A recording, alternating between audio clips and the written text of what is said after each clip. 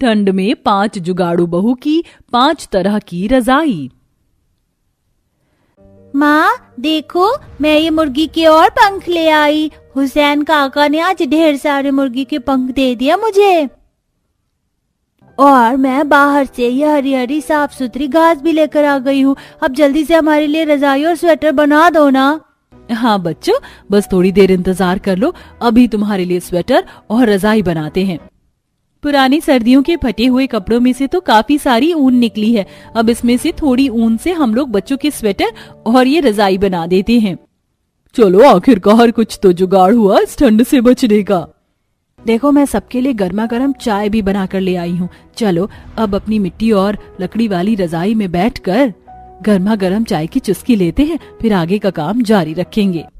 उन कपड़े की रजाई के बारे में तो हम सब ने सुना है और हम सबके घरों में भी इसी तरह की रजाई होती है। इन 5 बहुओं के घर में जो रजाई थी, लेकिन वो मिट्टी और लकड़ी की बनी हुई थी। सभी बहुएं मुर्गी के पंख और पुरानी ऊन घास से ठंड से बचने के लिए रजाई बना रही थी। ऐसे भी क्या मजबूरी रही थी इस गरीब परिवार की, जो इस कड़कड़ाती ठंड में इस तरह से जुगाड़ करके ये रह रही थी और एक नई रजाई नहीं खरीद पा रही थी। आइए इन 5 गरीब बहुओं की कहानी को जानते हैं। आज तो सच में काफी ज्यादा ठंड हो रही है ना। कल तो थोड़ी बहुत धूप भी निकल गई थी, लेकिन आज तो धूप का नामो निशान भी नहीं है। ना जाने सूर्य देवता कहाँ बादलों में छुप कर बैठ गए हैं। अब तो खौलती हुई चाय पीने से भी इस ठंड पर कोई असर नहीं होता। ऐसा लगता है कि चाय नहीं बल्कि ठंडा पानी पी रही हूँ। बाप रे, बहुत ठंड हो रही है। ये क्या, बच्चों को तो सर्दी जुकाम हो गया है। हमारे पास तो इतने पैसे भी नहीं हैं कि हम लोग बच्चों के लिए गर्म कपड़े ले आए। पुराने जो गर्म कपड़े रखे हुए हैं वो भी काफी पुराने हो गए और फट भी गए हैं। माँ, आप गर्म कपड़े ना सही, लेकिन कम से कम हमारे लिए नई रजाई तो लेकर आ जाइए। बिना रजाई के अब रहा नहीं जाता। बच्चे ठीक कह रहे हैं, गर्म कपड़े ना सही लेकिन कम से कम रजाई तो लाना ही होगा। अब इस ठंड में बिना रजाई के हम और कितने दिनों तक गुजारा करेंगे। कड़कड़ाती ठंड में रजाई न होने की वजह से 5 बहुएं और उनके दोनों बच्चे ठंड से कांप रहे होते हैं। शाम को जैसे ही मजदूरी कर उन सबके पति घर लौटते हैं तो सभी बहुएं उनसे रजाई की मांग करती हैं।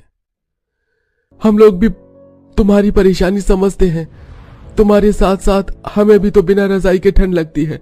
रात भर बड़ी मुश्किल से गुजारा होता है और कभी कभी तो नींद ही नहीं आती हमें।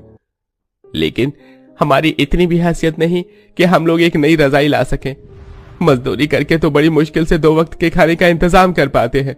अब इस हैसियत में हम लोग एक नई रजाई कहाँ से ला पाएंगे? तो बाबा, हम लोग कभी भी रजाई नहीं ओढ़ पाएंगे और सारी सर्दी यूं ही ठंड में ठिठुरते रहेंगे। कहीं हम सर्दी से मर गए तो? ऐसा नहीं बोलते बेटा, हम लोग काम के सिलसिले में कुछ दिनों के लिए बाहर जा रहे हैं। किस्मत ने साथ दिया तो हम लोग वहां से लौटते हुए तुम लोगों के लिए नई रजाई लेकर जरूर आएंगे। कुछ दिनों तक तो वो लोग बिना रजाई के जैसे तैसे करके रह लेते हैं, लेकिन आज तगड़ी बारिश की वजह से वो ठंडी अपनी चरम सीमा पर पहुंच चुकी थी और अब तो बिना रजाई के उनमें से किसी का गुजारा ही नहीं चलता। ये क्या, ये रोटी तो सूख कर काफी कड़क हो गई है। एक काम करती हूँ, बाहर किसी कुत्ते को दे आती हूँ। कनिका जैसे ही सूखी रोटी कुत्ते को देने के लिए जाती है तो देखती है कि कुछ कुत्ते मिट्टी की ढेर में बीचों बीच गड्ढा करके बैठे हुए हैं और चारों तरफ मिट्टी होने की वजह से इस ठंड में उन कुत्तों को बिल्कुल भी ठंड नहीं लगती। ये क्या, बाहर इतनी ठंड है और ये कुत्ते आराम से सो रहे हैं। वैसे हमसे अच्छा तो यही है, कम से कम इन्हें ठंड तो नहीं लग रही। सच में कुत्ते तो बड़े समझदार हैं। उन बेजुबान कुत्तों की समझदारी देख कनिका को एक तरकीब सूझती है और वो खेत से फावड़ा लाकर अपने मिट्टी के घर में जमीन खोदने लगती है। ये तुम क्या कर रही हो? इस तरह जमीन क्यों खोद रही हो? बस देखती जाओ मैं क्या करती हूँ। कनिका ढेर सारी मिट्टी खोदती है और उस मिट्टी में हल्का हल्का पानी मिलाकर अब उस मिट्टी से एक गुफा जैसी रजाई बना लेती है, जिसके सूखते कनिका आराम से उसके अंदर जाकर लेट जाती है, जिससे कनिका को इस ठंड में काफी गर्माहट महसूस होती है। यानी मैं बिल्कुल ठीक सोच रही थी। देखो इसके अंदर कितनी गर्माहट है। हाँ कनिका, सच में इसमें काफी गर्माहट है। ऐसा लग रहा है जैसे ये मिट्टी की रजाई हो। सभी बहुएं बारी बारी कर उस मिट्टी की रजाई में लेट जाती हैं, जिससे उन्हें काफी गर्माहट महसूस होती है।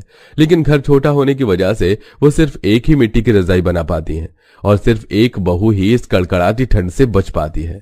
अरे तारा बेटा, आज तो तुम बड़ी ध्यान से पढ़ाई कर रही हो। आपको पता है मैं क्या पढ़ रही हूँ? इसमें लिखा है आज भी कई सारे लोग बांस की लकड़ियों की मदद से